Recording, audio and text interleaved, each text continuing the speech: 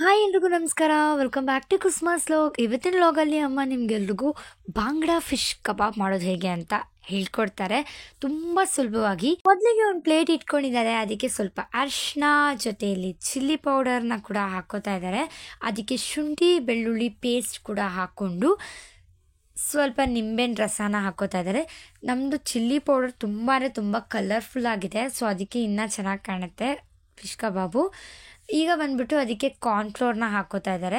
ಕಾರ್ನ್ಫ್ಲೋರ್ನ ಹಾಕೋಬೇಕಾಗತ್ತೆ. Cornflour ನೀಟಾಗಿ ಹಾಕ್ಕೊಂಡು ಅದಕ್ಕೆ ಸ್ವಲ್ಪ ಮೈದಾ ಕೂಡ ಹಾಕ್ಕೋಬೇಕು, ಬೈಂಡಿಂಗ್ ಚೆನ್ನಾಗಿ ಬರುತ್ತೆ ಅಂತ. ಈಗ ಬಂದ್ಬಿಟ್ಟು ಅದಕ್ಕೆ ಕಬಾಬ್ ಪೌಡರ್ ಸಿಗುತ್ತೆ ಈಚೆಗಡೆ, ಫಿಶ್ ಕಬಾಬ್ ಪೌಡರು. ಅದನ್ನು ಒಂದು 2 ಸ್ಪೂನ್ ಹಾಕ್ಕೊಂಡು ರುಚಿಗೆ ತಕ್ಕಷ್ಟು ಉಪ್ಪನ್ನ ಹಾಕ್ಕೊಂಡು ಸ್ವಲ್ಪ ವಾಟರ್ನ ಹಾಕ್ಕೊಂಡು ಕಲಿಸ್ಕೋಬೇಕಾಗತ್ತೆ.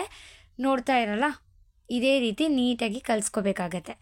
ನೀಟಾಗಿ ಕಲಿಸ್ಕೊಂಡಿದ್ದು ಆದಮೇಲೆ ಫಿಶ್ಗೆ ನೀಟಾಗಿ ಹಚ್ಕೊಳ್ಳಿ. ಒಂದೊಂದು ಮಾರ್ಕ್ ಮಾಡಿ ನೀಟಾಗಿ ಒಳಗಡೆ ಎಲ್ಲ ನೀಟಾಗಿ ಮಸಾಲೆನ ತುಂಬಿಬಿಟ್ಟು ನೀವು ಇದನ್ನು ಬಂದು ಒಂದು 30 ಮಿನಿಟ್ಸ್ ಮ್ಯಾರಿನೇಟ್ ಮಾಡೋಕ್ಕೆ ಬಿಟ್ಬಿಡಿ.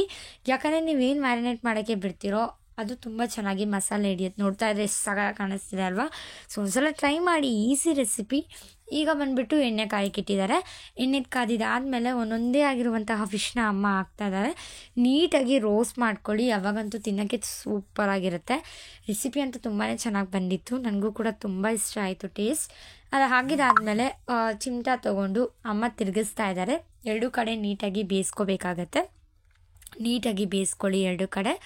ತುಂಬ ಟೇಸ್ಟಿಯಾಗಿರುತ್ತೆ ರೆಸಿಪಿ. ಒಂದೇ ಒಂದು ಸಲ ಟ್ರೈ ಮಾಡಿ ನೋಡಿ, ಓಕೆನಾ? ಇದೇ ರೀತಿ ಬೇಯಿಸ್ಕೋಬೇಕಾಗತ್ತೆ. ಬೇಗನೆ ಬೆಂದೋಗುತ್ತೆ ಫಿಶ್ಶು, ಜಾಸ್ತಿ ಹೊತ್ತು ಕಾಯುವಂಥದ್ದು ಏನಿಲ್ಲ.